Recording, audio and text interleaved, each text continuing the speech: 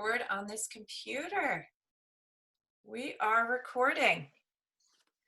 Coach LJ! Hi, Amy. How are you? I'm fine. I'm fine. To all of those that are sort of voyeurs to this chat, my name is Amy Magyar. I'm the owner of FromWithin Coaching, and I'm here with one of our amazing affiliates, Coach LJ, today. Today we're talking books. So LJ, I'm curious, what's on your bookshelf right now, or I should say, what's on your book or your bedstand? What are you reading? Yeah, well, that's a good one. I'm reading this book, The Coaching Habit.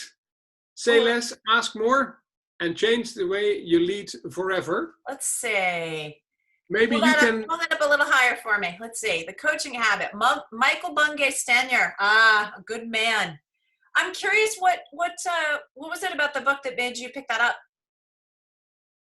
Well, the title itself, Say Less, Ask More. I mean, that's, for me, in a nutshell, coaching.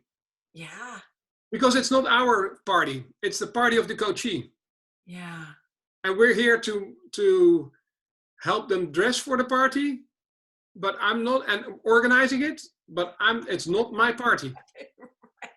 So this says it all. It's about asking questions, because people can come up with their own answers.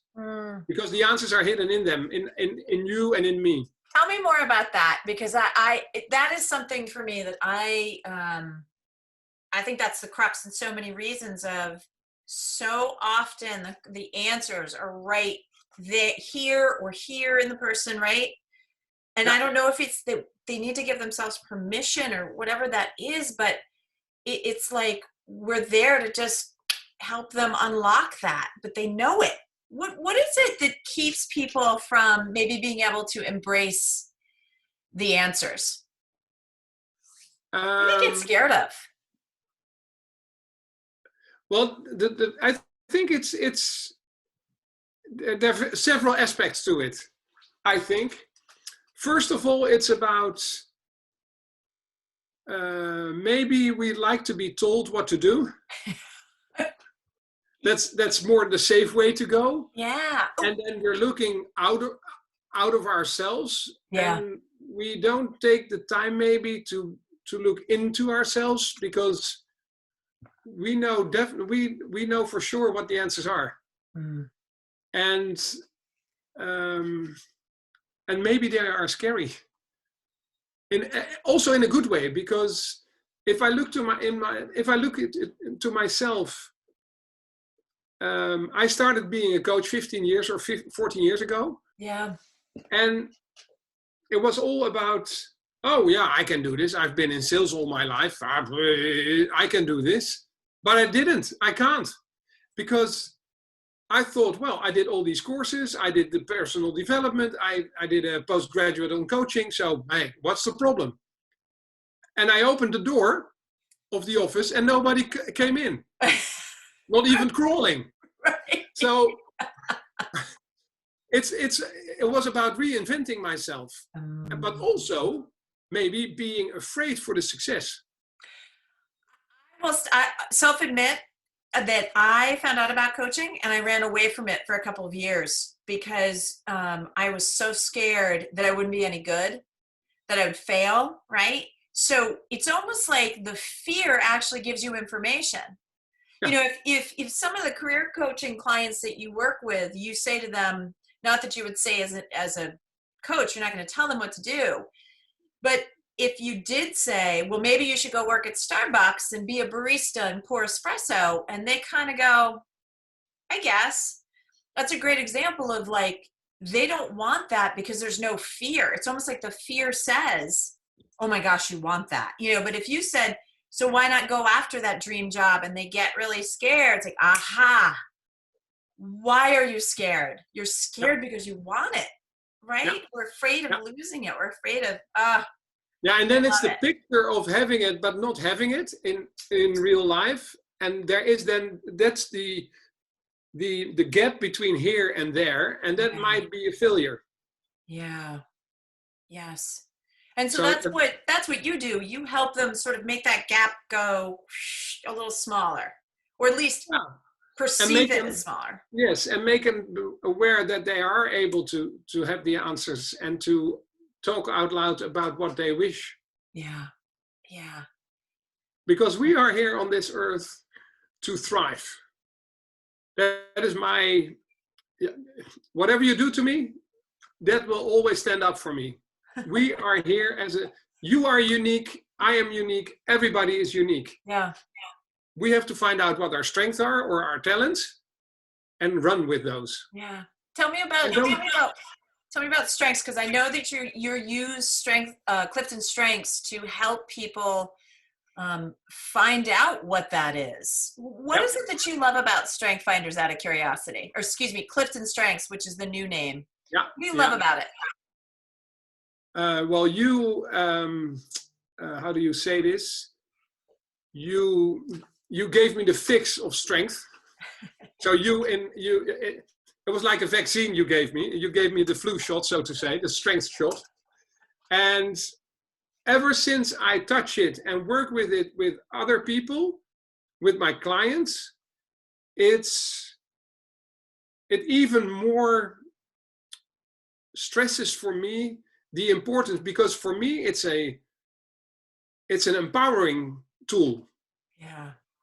It's so you're doing your daily thing, your routine, etc., and then there's so much in your face that you don't recognize that these are your strengths. So what can you do more with those? Yeah. And once you become aware what they are, so they're like here, Yeah. then it's like, okay, so how can I apply them? And that is so, it's so powerful. Yeah. Yeah. I love them. For me, it is, I work with so many coaches that are becoming coaches that have imposter syndrome. And I know business owners will have imposter syndrome. Human beings have imposter syndrome. I'm not who everybody thinks I am. And I love Strength Finders. I love that idea of this is who you are. Can't hide from that. And in fact, that sort of makes imposter syndrome go away, because it's like, hey, if you bring this to the table, you will not fail. Yeah. This is in your DNA, right? That's Yes. just yeah. When you're using strengths, who are some of the folks that you use strengths with in terms of your client base? Is it all professional? Is it sort of, can it be used personally as well? How do you use it? You can use it any way you like. Mm. Because for me, it's also on a personal level. In this COVID-19 where we are at the moment, Yeah. and my number one is positivity, I see light at the tunnel. Mm. It may take a while, but it's there. Yeah. So you can use it.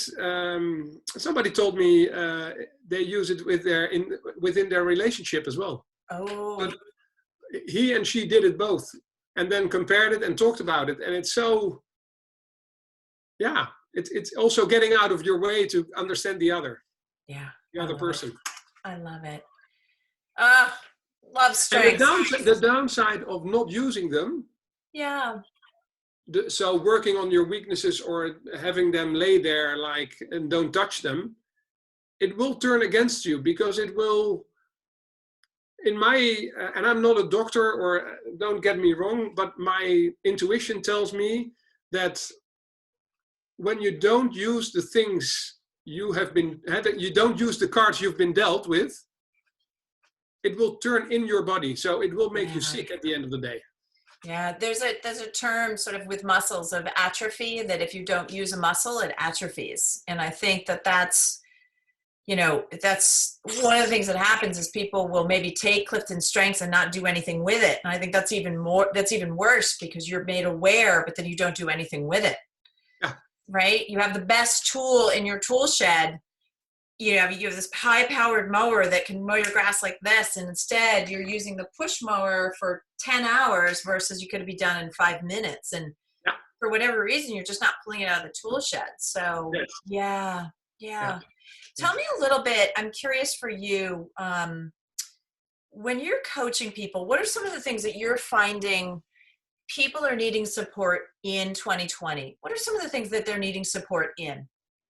And it could be pre-COVID, current COVID, and it could be post-COVID too, but what you're thinking, but what have you noticed as a coach?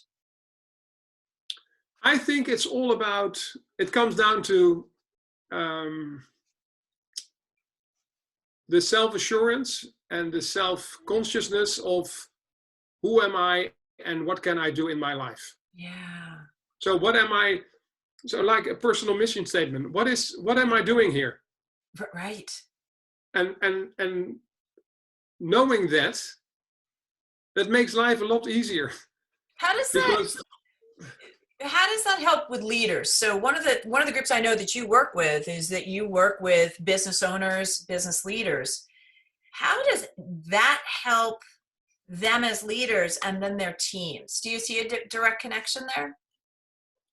yeah, because it's all about leading is also is start with knowing yourself. Yeah, there it is. Yeah. If you don't know yourself, forget about it. Yeah. And it's not that you're doing a job you're not supposed to do, but how can you lead when you don't know what drives you? And Right. knowing what you are, you can also recognize another person or another human being in his struggle or her struggle, or Right. how to thrive, Yeah. and Yeah. how to be a servant leader to make this happen for the other person. Right. Yeah. It makes total sense. It's sort of this idea of you have to lead yourself first. And how you lead yourself first is your understanding. That's I think why doing a strengths assessment is so important, even for veteran leaders who've been leading for a long time. I mean, I know some of the work that you're doing is helping leaders understand how to be a leader, not a manager, but a Yeah, leader yeah, virtually, yeah. because it's a whole different ballgame, right? Yeah. So how important Now that is. nowadays it's about, in this turmoil we're in, it's about knowing who you lead. So Mm, yourself and your people, check in with them maybe daily or maybe twice or 3 times a week, yeah. just to see how they are doing and what you can do for them Mhm. to make them thrive, Yeah. or at least be in their best behavior. Right. Yeah. Well, what we know right now is that everybody's going through, it doesn't matter who you are, where you are, your age, stage, and wage. You're going through a form of grief right now. Yeah, And it may be that you haven't lost your job, but you lost the time with friends at work. Or if you're a business owner, you may be losing your employees and trying to figure out what's happening business wise.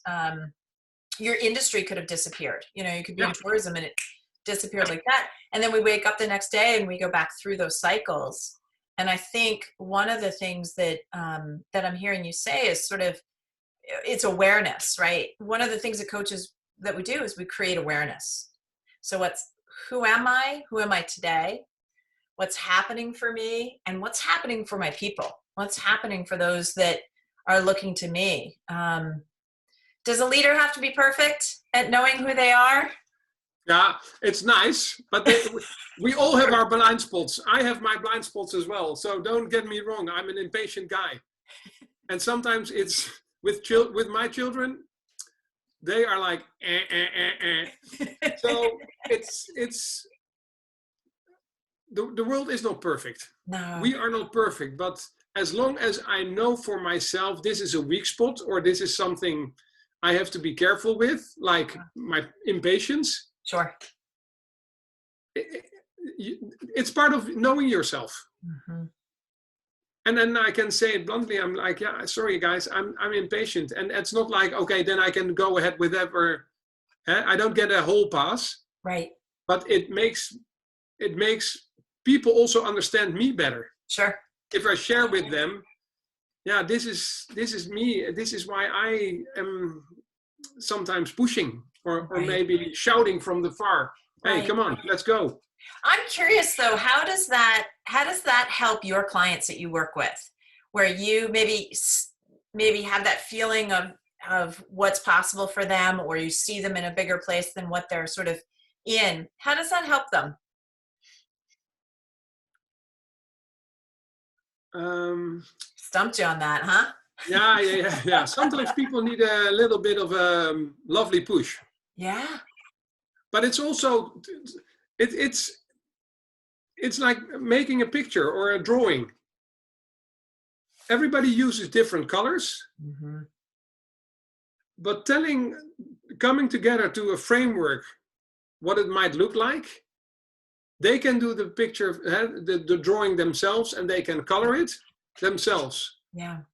And I'm here to hold up the picture and say, does it look like this or does it look like this? I love it. Yeah. I love it. And that Oh, helps.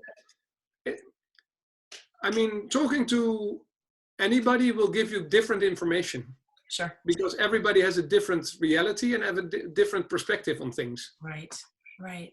Yeah. And I think at the end of the day, it goes back around to something that you said in the beginning of this conversation, which is, when people give advice to one another, what's interesting is that 99% of the time, when you're getting told, when somebody says, you know what you should do, mentally in the back of your mind, you're probably thinking, I actually kind of do. I'm just scared to do it. But that is not what comes out.